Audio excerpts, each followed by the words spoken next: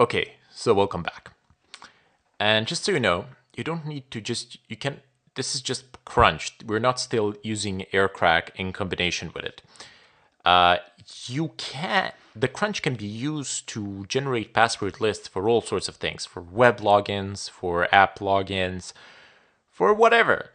And you might think, oh, well, Urban, like, that's not something that's in the realm of possibility, but it's not. It really is in the realm of possibility, because when I was in college, we used to sit, and the professor, every time they would log in to the professor network and to the professor login place where they have all their lectures and all the other things, and you could see, and when they would log in, they would actually hook their laptop up to the projector, and then they would log in, and while they typed their password, you could actually see the length. So over a longer period of time, every time they come to log in, you come and ask a question, and if you pick up a character or two, you don't need to know the whole password. You can just see a character or two and a probable character set, and which will enable you to actually generate the password rather easily. That was one of the weaknesses which I exposed there, and we had a counseling session in that regard to actually turn the projector off and then type in the password. And you don't even need to see it because you can hear it. So you can hear the amount of clicks that is made physically, so you can know the length, and that reduces the amount of probable combinations significantly. But that is beyond the scope of what we are going to do today.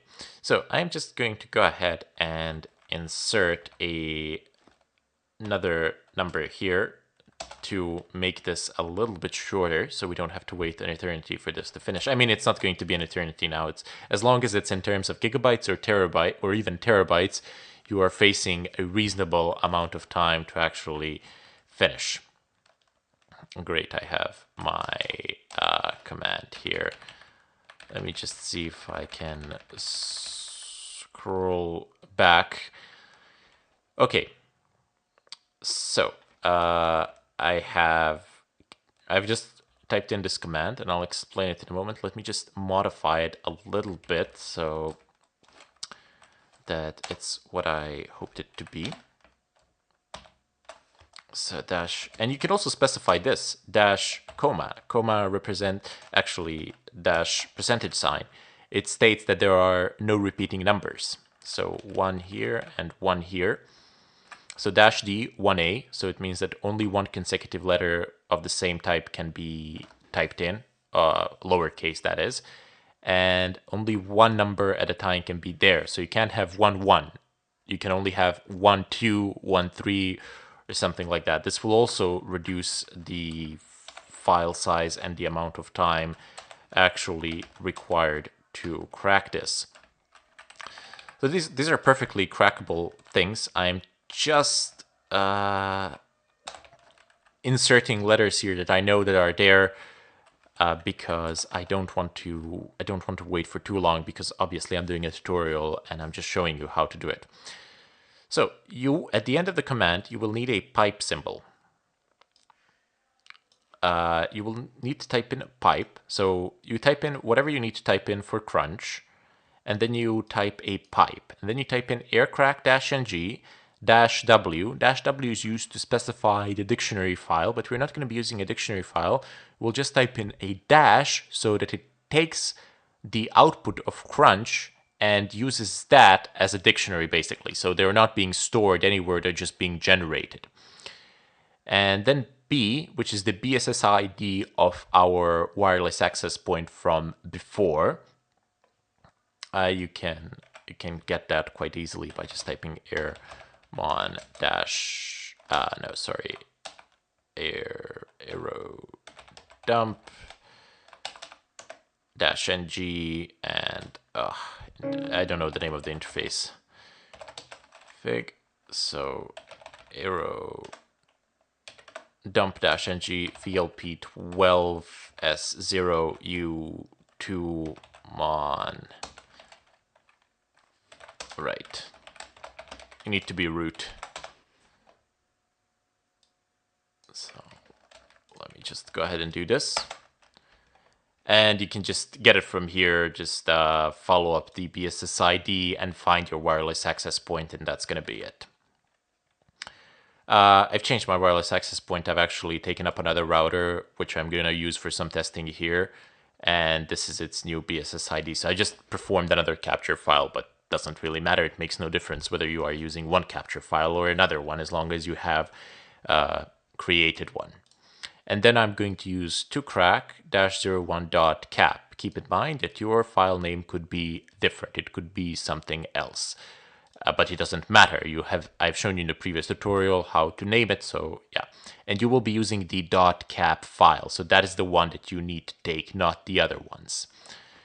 And then let's go ahead and press enter. And there we go. It started doing it, but let me just go ahead and break it and stop it and then start it up again so you can actually see what's going on the screen. And there you go. So this is much more convenient. So you can see that the amount of keys that are being tested is rising, and I'm still doing certain things in the background like encoding and recording this video. So the CPU time is still being consumed. But it's going to get around 10,000 combinations per second. Key/s stands for keys per a second. So there are a good amount of combinations that are going to happen here. And as you can see, it's going to try out every one of them. It's altering the ones we've stated to alter. It's not altering the others. But just for the sake of the test, I'm going to go ahead and shorten this so that you can see how a successful output looks like. I mean, you can just leave it like this. It's going to find it. But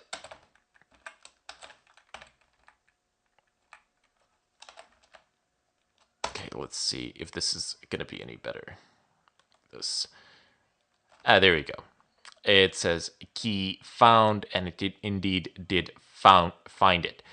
As I said, I've just shortened it for the sake of the tutorial so that you can see, so that you don't need to wait hours or days for it to actually show some results.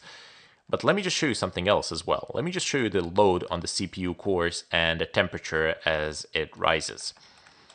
So let's just leave this at that. Let's just leave this at that and increase the amount of time.